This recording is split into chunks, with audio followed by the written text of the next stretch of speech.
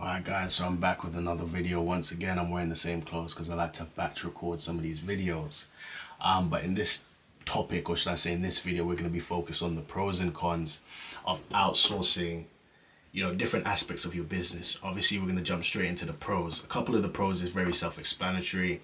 Is the fact that you're saving time. You're not having to do the actual manual tasks yourself. You're able to sit back and say, look, John, Philip, Michael, you guys go in and do the medial tasks. One of the first tasks that I recommend that people outsource within your agency is lead sourcing. The reason being, it's time consuming, it's not directly related to the amount of income that you make, and it's just a waste of time. And what tends to happen, and something that I used to do a lot of, is when I know that I have, a lot of work to do on a certain day, 4 or 5 years ago, I used to say, like, look, I've done 6 hours of lead sourcing today, I've had a productive day. But then when I look at my IPAs, my income producing activities, lead sourcing is not one of them. I can do 50 hours of lead sourcing, but that doesn't mean I'm gonna move the needle forward. If I've done 50 hours of outreach now that would put myself in a position to move the needle forward. So a lot of the times we like to substitute lead sourcing for productivity, when in actual fact it's just wasting time. So I always recommend go on Upwork, go on, what's a very good website? I think onlinefreelancers.ph or something along those lines. And you can find a lead sourcer to come give you the leads for like $5 for like 25, 30 leads, and you're sorted. And your focus now can be IPAs, income producing activities, outreach, follow up. And that is what's going to put you in a position to make more money. So that's the first thing. The ability to eliminate yourself from the process and save time.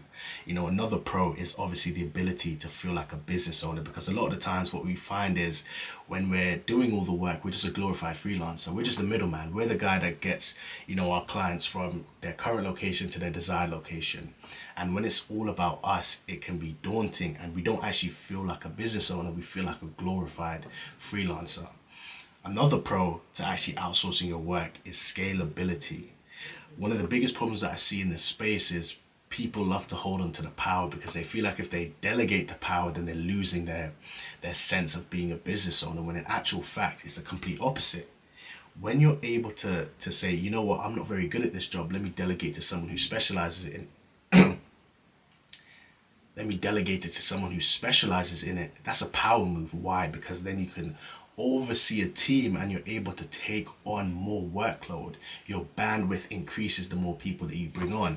So I think what's really important is changing the mindset of you're delegating, not even delegating, but you're giving your power away, or giving your stature away, when in actual fact you're increasing your bandwidth as a business owner, meaning that you can take on more clients, you can scale to a higher peak. And that's going to be the difference between, 15 and 20K to 100 and 150K, right? You're going to need more people, and you need to have that mindset that more is not always worse. It's going to require more work in building the SOPs and all these different things, but outsourcing your work in order to scale it's a must, essentially. So we're going to talk about a couple cons into outsourcing your work. What I see a lot of people do is they're very cheap when it comes to outsourcing. So they like to cheap out, and then when they see that the work isn't up to the standard that they desired, well, what would you expect? It goes down to the old saying of you get what you pay for. Be very mindful of the people that you bring onto your team, because even though you're the ones that are bringing them on, they're representation of your business. So if they come in and do an awful job, your client's not going to look at them, they're going to be looking at you. So the first thing is, don't cheap out. Make sure you get quality over quantity. Why, pay 4 different media buyers when you could pay one guy a premium price that could handle multiple clients? That's the mindset that you want to be in. Another con of outsourcing your work is you feel as if you don't need to learn that service anymore. So for example, we see a lot of people outsource media buying, right? But then when I speak to people, oh, do you know how to use a Facebook Business Manager? Do you know how to create a retargeting ad? They have no idea. But I don't understand how that's possible, because if a client was to jump on a call with you and ask you a couple of questions about how that process works, you're not going to be able to talk to them about it.